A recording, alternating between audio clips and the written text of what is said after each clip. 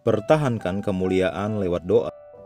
Bapa, muliakanlah namamu, maka terdengarlah suara dari sorga. Aku telah memuliakannya dan aku akan memuliakannya lagi. Yohanes 12 ayat 28. Lukas dalam roh melaporkan apa yang terjadi kepada Yesus dalam transfigurasinya di gunung ketika dia berdoa. Ketika ia sedang berdoa, rupa wajahnya berubah dan pakaiannya menjadi putih berkilau-kilauan. Lukas 9 ayat 29. Ini berarti kemuliaan semakin bertambah. Tetapi kemuliaan dan kuasa memang berasal dari dalamnya. Inilah transformasi yang tiap-tiap kita peroleh dan harusnya miliki melalui doa dalam Roh Kudus. Inilah rahasianya. Jika engkau berdoa sejenak saja, engkau mungkin tidak dapat mempertahankan atau akan menyirnakan kemuliaan.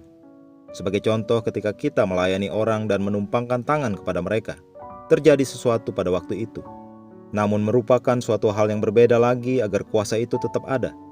Jadi untuk mempertahankan dampak dan efek kemuliaan, engkau harus menyerahkan dirimu dalam doa, berdoa dalam roh. Engkau tidak dapat menghabiskan waktu dengan perbincangan yang tidak ilahi dan mengalami ini. 2 Timotius 2 ayat 15-16. Usahakanlah supaya engkau layak lulus uji di hadapan Allah sebagai seorang pekerja yang tidak usah malu, yang berterus terang dan secara akurat, menangani dengan benar dan mengajar dengan terampil, memberitakan perkataan kebenaran itu, dan hindari semua perbincangan dan perkataan kosong, sia-sia, tidak bermanfaat, tidak berguna, karena itu hanya akan membawa orang semakin tidak rohani. Jika engkau ingin melihat hidupmu dalam kemuliaan demi kemuliaan, jauhi pembicaraan kosong, sia-sia, tidak berguna, dan tidak bermanfaat. Sebaliknya berikan dirimu dalam pelayanan firman dan doa di dalam roh. 2 Korintus 3 ayat 18. Dan kita semua mencerminkan kemuliaan Tuhan dengan muka yang tidak berselubung, karena kita terus memandang dalam firman Tuhan seperti dalam cermin kemuliaan Tuhan. Dan karena kemuliaan itu datangnya dari Tuhan yang adalah roh, maka kita diubah secara terus-menerus menjadi serupa dengan gambarnya, dalam kemuliaan yang semakin besar, dan dari satu tingkat kemuliaan ke tingkat selanjutnya. Jika engkau terus mempelajari firman Tuhan, memandang kemuliaan Tuhan, engkau akan menerimanya dari Dia. Jangan biarkan kemuliaan ini meninggalkanmu.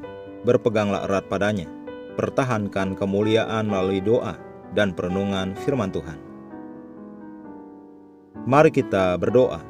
Bapa terkasih, aku bersyukur atas firman-Mu yang masuk dalam rohku hari ini.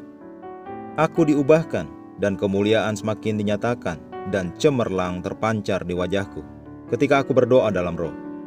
Aku diubahkan dalam semua aspek hidupku, dari kemuliaan kepada kemuliaan, dan sinar firman Tuhan terpancar dengan terangnya dalamku. Dalam nama Yesus, amin.